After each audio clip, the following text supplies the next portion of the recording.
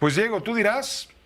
Mira, en relación con el tema que acaba de comentar el ministro Lainez, a mí me parece que no debemos engañarnos.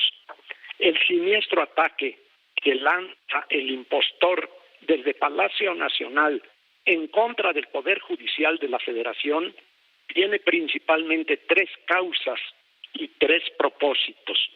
La primera causa es el desprecio que tiene por la legalidad, llegando a la obscenidad de espetar: a mí no me salgan con el cuento de que la ley es la ley. O decir, refiriéndose a los ministros, tienen la arrogancia de sentirse libres. Para él, la única ley es la suya y el poder debe ser imperial. La segunda causa de su agresión al Poder Judicial es no haber podido, violando la Constitución, prorrogar la presidencia de la Corte en manos de Arturo Saldívar. Eso le provocó un patatús que no ha podido superar y por eso recrudeció la lanzada en contra de los juzgadores. No tolera que la Corte sea independiente y esté sana, y quiere tener en ella una alcahueta, a una cortesana a sus pies. No admite la división de poderes y solo con abyectos tiene diálogos y proyectos.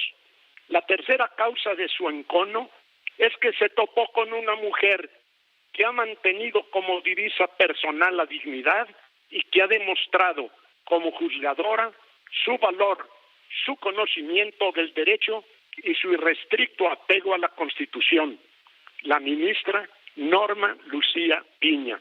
Por supuesto, acompañada valientemente por la mayoría de los ministros, por el Consejo de la Judicatura Federal y por la Asociación Nacional de Magistrados y Jueces. Todo eso tiene patidifuso, impostor.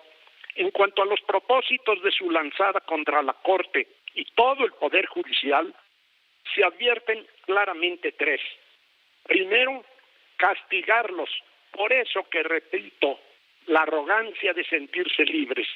Los ciudadanos y las instituciones debemos estar sometidos al emperador. El segundo propósito es tratar de quitarles recursos lo más que pueda para impedir su mejor desempeño. Calculemos que en países como Europa hay 65 juzgadores por cada 100,000 habitantes y en México hay 5. Y el tercer propósito, José, es tratar de intimidarlos, someterlos y desprestigiarlos.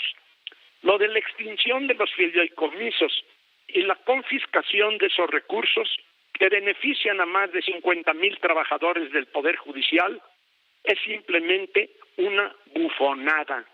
Bien sabe el gobierno que no tiene el poder ni el tiempo para carranciarse esos 15,000 millones de pesos, porque miles de trabajadores afectados no están con los brazos cruzados y su asunto finalmente lo ganarán en los tribunales.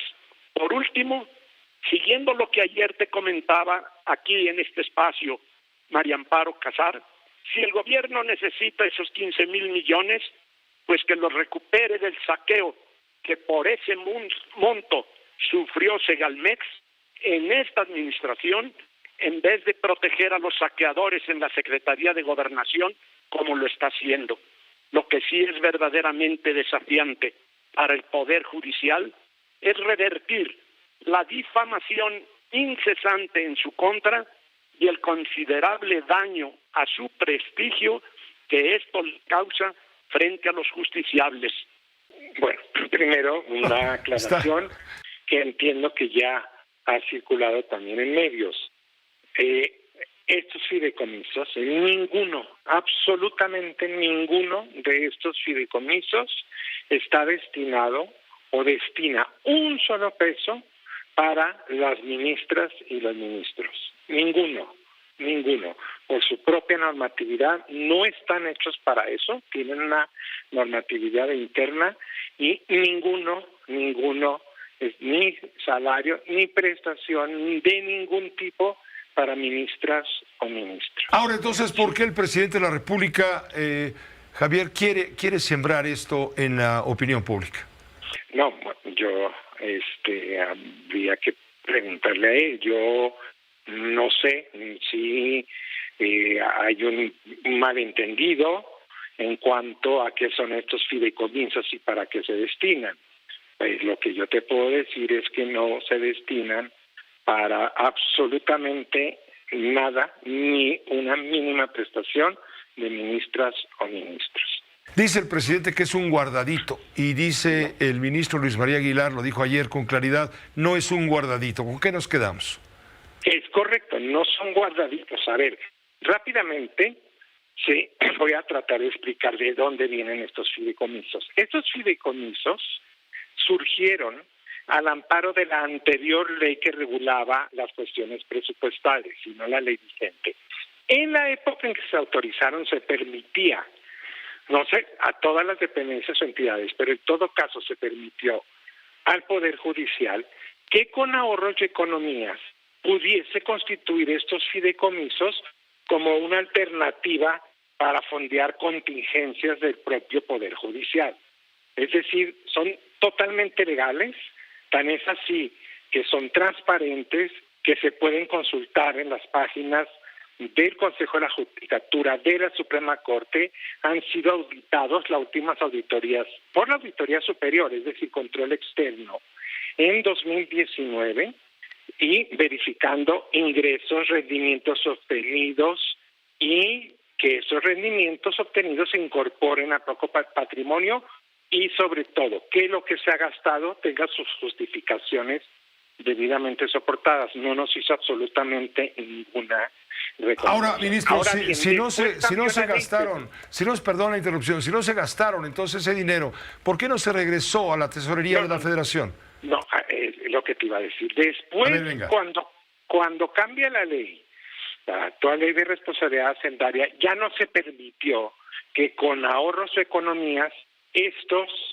se constituyeran o se alimentaran estos fideicomisos. Esto es bien importante. Entonces, no es que se pida de más, se subejerce el gasto y se vuelvan a llenar no se ha vuelto a depositar ni a incrementar el patrimonio de estos fideicomisos en el momento se autorizaron precisamente para diversos motivos. Puede ser de infraestructura, es decir, construcción de juzgados, construcción de tribunales, o como, y aquí viene el tema laboral, o se utilizan de manera complementaria para el pago de derechos laborales y sociales de las y los trabajadores del Poder Judicial. Es peligroso. No es que estén perdón, sí te escucho. No, adelante, ministro, adelante, Javier. Es que no sean, no. Es que sí se han utilizado, sí se utilizan. Por ejemplo, el Fondo de Pensiones Complementarias toma una parte, las pensiones complementarias se van dando en el tiempo, no se dan todas al mismo tiempo. Esto se da cuando un juez, un magistrado o bien personal operativo o del servicio de carrera nos llegan por ejemplo, juez o magistrado a la edad de retiro de 75 años y entonces se usan esos recursos sin agotar lógicamente el capital. Para eso es un fideicomiso, precisamente para ir, lo que te digo, fondeando las contingencias que de otra manera tendría que ser totalmente presupuestarias. Y entendemos que los recursos son finitos y que en ocasiones por la Cámara puede no autorizar exactamente el total de necesidades y para eso son precisamente esos fideicomisos. ¿Aceptan ustedes el reto presidencial de salir a marchar el próximo domingo a quemarse con el sol, como dice el presidente? A ver, atrévanse. Perdón, no te escuché la pregunta. Sí, la pregunta básica es si van a ustedes a salir a marchar por diversas, aquí en la Ciudad de México, sobre todo los que estén en México, a marchar en defensa del Poder Judicial y en contra de la eliminación de los fideicomisos. ¿Aceptan el reto presidencial? Perdón. digamos, nosotros tenemos que ser respetuosos de las decisiones que toman, en este caso los sindicatos, sus agremiados, y aún el personal no sindicalizado, pues que tiene, como lo dijo el señor presidente, ejercer sus derechos. Lo que yo te puedo decir es que ni la Corte ni el Consejo han tenido una actitud de incentivar y de obligar y de propiciar la salida a las calles, ¿sí? Entonces, eso es muy importante. No estamos utilizando como medio de presión a los trabajadoras y a los trabajadores del Poder Judicial. ¿Han buscado acercamiento con los legisladores ahora del Senado de la República? Sí. En este momento está eso, y te agradezco muchísimo la pregunta. Dice, ¿qué les toca hacer? A nosotros lo que nos toca hacer es estar en la mejor disposición y solicitando que nos escuchen para poder explicar muchas de estas cosas, por qué no son guardaditos, por qué de ahí no salen las prestaciones, para qué se utilizan, en cuánto se utilizan. Tampoco es que estén ahí muertos y sin utilización. Mira, yo digo que deja tras de sí un tiradero. No entiendo cómo pues se le tiende un puente de plata de sobrevivencia, cuando menos política, eventualmente quizás en pos de algún fuero en la futura administración de ganar la presidencia Claudia Sheinbaum. Pero hay que tomar en cuenta esto, Pepe. Yo creo que 3 de los principales compromisos que hizo el presidente López Obrador al iniciar su gestión fueron, pues, digamos, pacificar el país, cosa que ni de lejos ha ocurrido, acabar con la corrupción, y la corrupción, pues, es galopante. Y el otro, un compromiso con algo muy fuerte, muy dramático, con los padres de los jóvenes de Ayotzinapa, que era llegar a una versión distinta a la célebre y repudiada verdad histórica. Bueno, de esto, o al frente de esto, puso a Alejandro Encinas, que como subsecretario de Derechos Humanos también tuvo a su cargo lo que tiene que ver con, el problema de los desaparecidos, que en este gobierno suman más de 45,000. Bueno, habiéndolo puesto al frente, lo que le deja Encinas es un caso que ya se volvió irresoluble, porque hizo de la investigación un esperpento. Deja tras de sí, no solo confirmada en palabras del presidente, pero no admitida en su literalidad, deja enterita, vivita y coleando la verdad histórica, y también una estela de persecuciones, encarcelamientos, consignaciones, afirmaciones de mentiras que tienen en la cárcel al exprocurador Jesús Murillo Caram, a 13 militares que nada tuvieron que ver con aquel crimen, y algo que me parece una omisión criminal a propósito de desaparecidos, Pepe.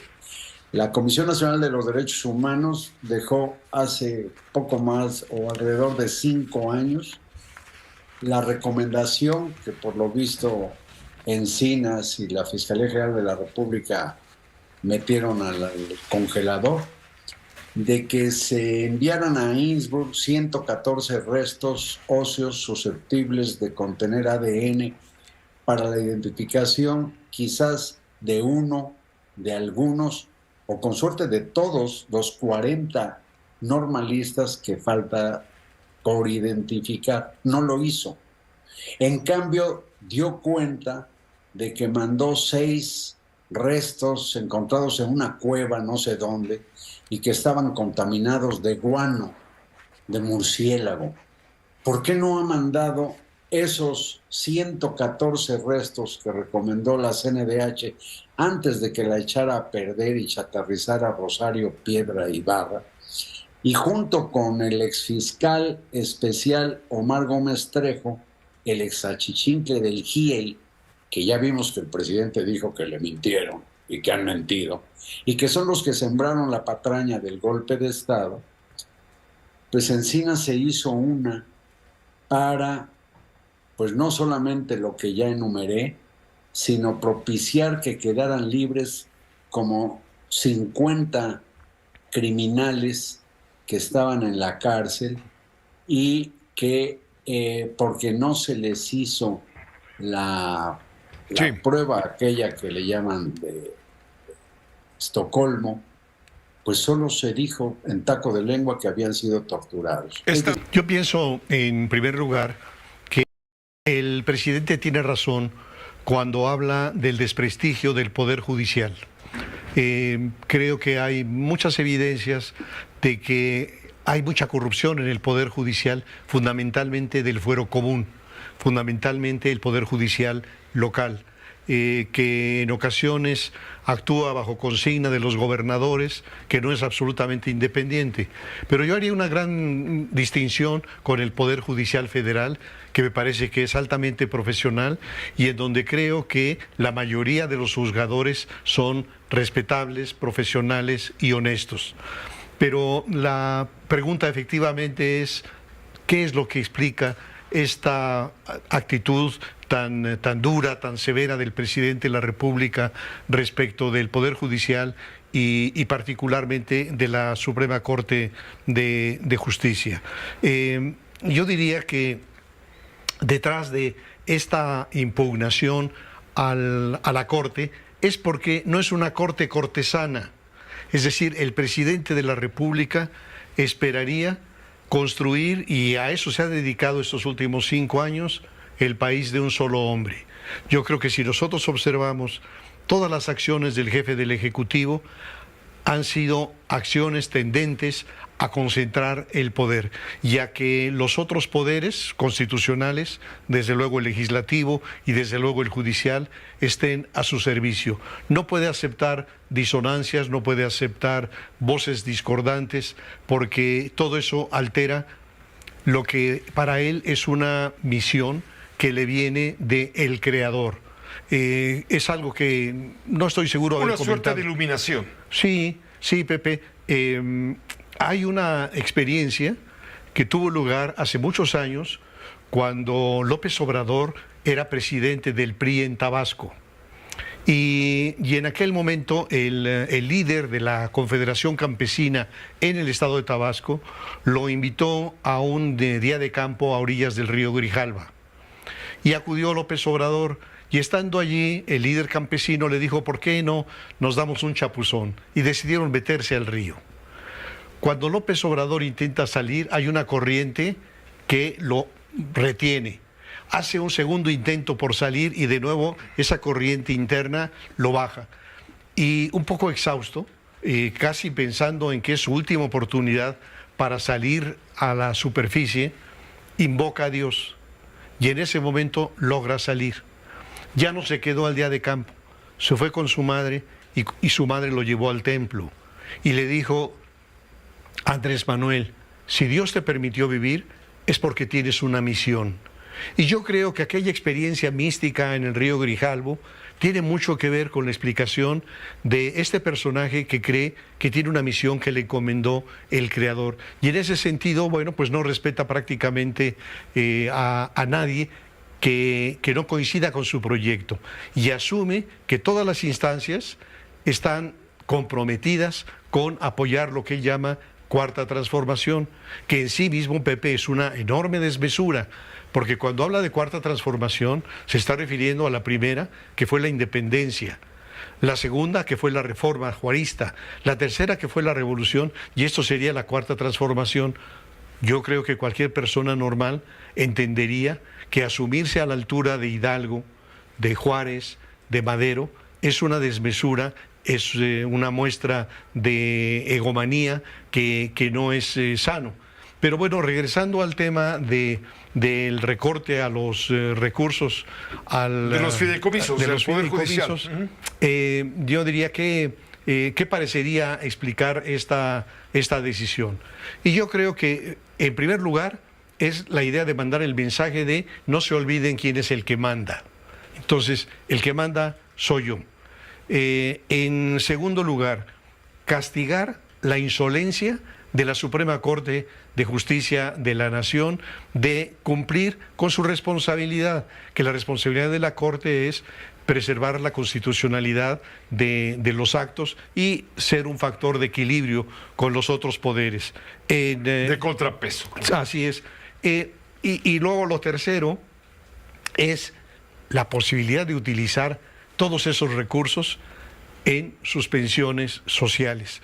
Y aquí me gustaría desagregar un poco el tema. ¿Por qué?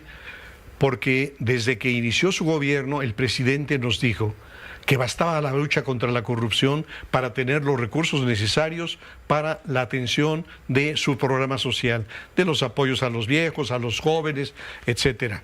Bueno, resultó con que el combate a la corrupción no fue tal o no dio resultados. Sabemos muy bien que son muchos los escándalos de corrupción, de desviación de recursos, de funcionarios que entregan contratos a sus familiares o a las amistades de sus familiares con sobreprecios. Más del 80% de los contratos se otorgan de dedo, sin licitación.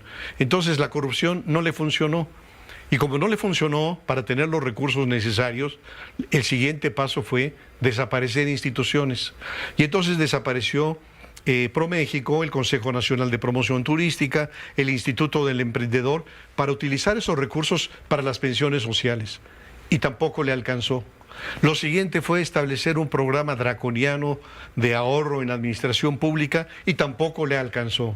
Lo siguiente fue instruir al SAT, lo que me parece formidable, que aquellos que se rezagaban, los grandes contribuyentes evasores o defraudadores fiscales, que los apretara con la amenaza de la cárcel. Eso funcionó, obtuvieron extraordinarios recursos, inusuales el SAT, pero tampoco alcanzó.